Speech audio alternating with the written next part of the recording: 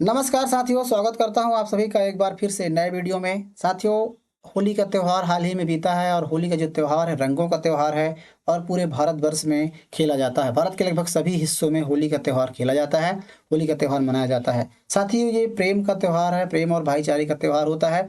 इसमें जो है रंग और गुलाल लगा कर के एक दूसरे से लोग बाग मिलते हैं। साथियों, भारत के विभिन्न हिस्सों की होली में बात करें तो वैसे तो पूरे भारत की होली फेमस है, लेकिन भारत की कुछ जगह जैसे बात करें ब्रज की होली, ये काफ़ी फेमस है। वहीं बात करें तो इंदौर की रंग पंचमी की गेर भी काफ़ी प्रसिद्ध है। इन दोनों में से लेकर के साथियों, इन दोनों इस त्यौहार को लेकर के यहाँ की सरकारों के द्वारा इनको वर्ल्ड हेरिटेज की सूची माने विश्व की विरासत की सूची में, यूनेस्को की सूची में शामिल किए जाने की बात कही जा रही है। इसके लिए प्रयास किए जा रहे हैं। आपको हम होली के इतिहास के बारे में बता दें।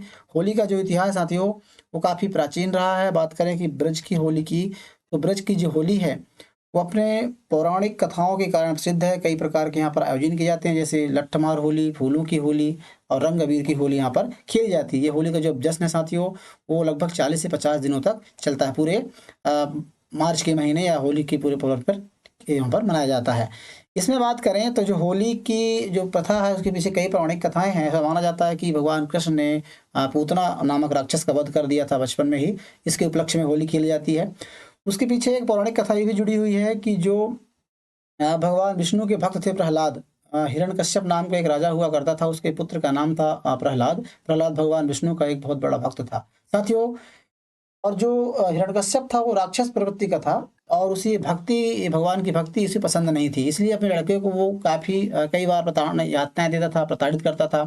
तो इसको देखते हुए एक बार उसने अपनी उसकी बहन का नाम था, जो हिरण्यकश्यप की बहन का नाम था अ, होलिका।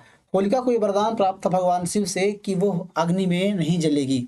इसका लाभ उठाते हुए हिरण्यकश्यप ने एक बार अपने लड़के को लकड़ी के गट्ठे में होलिका के साथ बैठ जाने के लिए कहा, बैठाने के लिए कहा। और होलिका ने उस लड़के को लेकर के, उसके प्रहलाद को लेकर के गोद में लेकर के और लकड़ी गट्ठे में बैठ गई और उसमें आग लगा दी गई। साथियों, ऐसा हुआ नतीजन कि होलिका जल गई और प्रहलाद उसमें बच गए।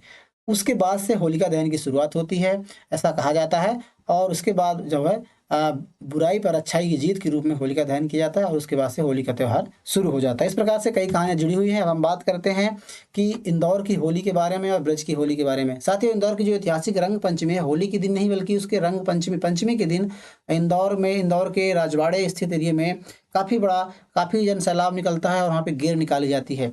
साथियों, ये जो परंपरा है ये अभी बहुत दिनों से नहीं है, लेकिन 70 से 75 साल हो गए हैं जब इंदौर में जो रंग पंचमी की परंपरा है 70 से 75 साल हुई है। और जब होलकर वंश के राजा थे जो वहाँ पर, उन्होंने होली खेलने की यहाँ पर इस प्रकार गेर डालने की शुरुआत हुई थी। और बात करें जो ब्रज की होली है तो साथियों आप सभी को प्रसिद्ध है। वृंदावन में मथुरा में बरसाने के लिए प्रसिद्ध जो है बरसाने की प्रसिद्ध होली को इस भी मतलब यहाँ पे प्रसिद्ध है। तो इन दोनों को वर्ल्ड हेरिटेज यानी यूनेस्को की सूची में शामिल करने की बात कही जा रही है। अब देखना यह होगा कि जो इंदौर की गेर है इसको शामिल किया जाता है या फिर बरसाने की होली है या फिर ब्रज की जो होली लट्ठमार होली है, इनको यहाँ पर शामिल किया जाता है। साथ ही ब्रज में जो होली है आप सभी जानते हैं कि भगवान कृष्ण की और राधा की प्रेम लीलाओं से जुड़ी हुई कहानी है और लगभग 30 से 40 दिन तक ये चलती है। और ये देख सकते हैं आप इस प्रकार से। अब बात करें कि यूनेस्को में शामिल होने से क्या फ़ायदे होते हैं। ये साथियों, यदि इन दोनों में से कोई एक जगह की होली यूनेस्को में शामिल हो जाती है, यदि उसे सूची में जगह मिल जाती है, तो उसकी पहचान जो है विश्व स्तर तक बढ़ जाएगी और साथ ही वहाँ की पर्यटन, रोजगार और अर्थव्यवस्था को भी बढ़ावा मिलेगा। यूनेस्को की सूची में शामिल होने के लिए इंदौर के जो रंग पंचमी का त्यौहार है, निकाले जाने गेर है, इसको कई बार प्रयास किया गया है। उससे पहले 2023 में इंदौर की गेर को काफ़ी कयास लगाए जा रहे थे कि इस बार उसे शामिल किया जाएगा, लेकिन अमूर्त विरासत की सूची में उस समय 2023 में गुजरात का जो पारंपरिक नृत्य गरबा है उसको शामिल कर लिया गया था और 2024 में उसके दावे कमज़ोर पड़ गए थे। लेकिन इस बार बात करें साथियों तो काफ़ी प्रबल दावा है कि 2025 में जो यूनेस्को की सूची में इंदौर की जो गेर है इसको शामिल किया जाए। साथ ही ब्रज की जो होली है उसको भी शामिल करवाने की बात कही जा रही है। साथ ही देखते हैं ऐसे कोई अपडेट आता है आपको बताएंगे। बात करें कि यूनेस्को की अमूर्त सूची में अभी तक लगभग 145 देशों की 730 से अधिक अमूर्त विरासतों को शामिल किया जा चुका है। और इसमें भारत की तो भारत की कोलकाता की दुर्गा पूजा, कुंभ मेला, छऊ नृत्य राजस्थान का है और राजस्थान का कालबेलिया नृत्य है, कालबेलिया लोकगीत को भी शामिल किया गया है। साथ ही गरबा सहित भारत की कई ऐसे विरासतों को, अमूर्त विरासतों को इसमें शामिल किया जा चुका है। साथियों, कैसी लगी जानकारी आप हमें कमेंट बॉक्स ज़रूर बताइए। अब मिलते हैं किसी वीडियो पसंद आई हो तो आप लाइक ज़रूर कीजिएगा, चैनल सब्सक्राइब करना ना भूलिए। मिलते हैं किसी ऐसे नए वीडियो में, तब तक के लिए जय हिंद।